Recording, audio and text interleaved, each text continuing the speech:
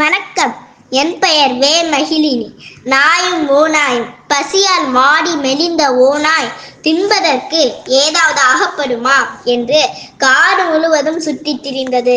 அப்போது கொழு கொழு என்றிருந்த ஒரு நாய் மகிழ்ச்சியுடன் எதிரே ஓடி வருவதை பார்த்தது. அதனை பார்த்ததும் அதனுடன் பேசத் தொடங்கியது. ஓநாய்: நண்பா, நீ எவ்வளவு அழகாக இருக்கிறாய். நாய்: நண்பனே, மிக்க மகிழ்ச்சி. நான் சொல்கிறபடி செய்தால் நீயும் என்னை போல கொழு கொழு என்று அழகாயிருக்கலாம். நீ இந்த காட்டில் இருந்து பசியும் பட்டினியுமாக ஏன் துன்பப்படுகிறாய்? என்னுடன் வெளியே வந்துவிடு, நல்ல உணவு கிடைக்கும். ஓநாய்: அப்படியானால் நான் என்ன வேலை செய்ய வேண்டும்? நாய்: வேலை எதுவும் கிடையாது.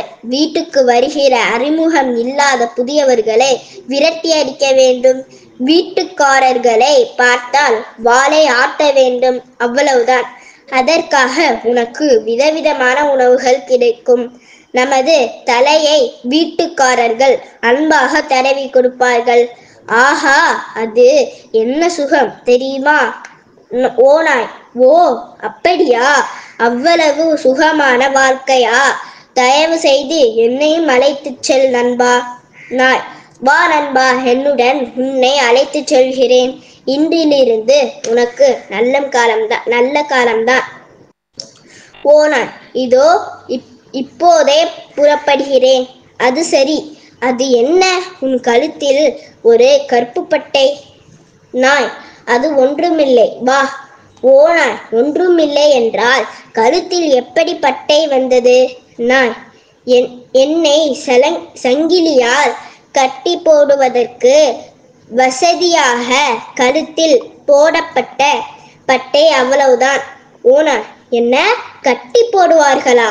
அப்படியானால் உன் விருப்பப்படி எப்பொழுது வேண்டுமானாலும் வெளியே போக முடியாதா? நாய்: எப்பொழுதும் நம் விருப்பம் போல போக முடியாது. அதனால் என்ன? ஓநாய்: அதனால் என்னவா?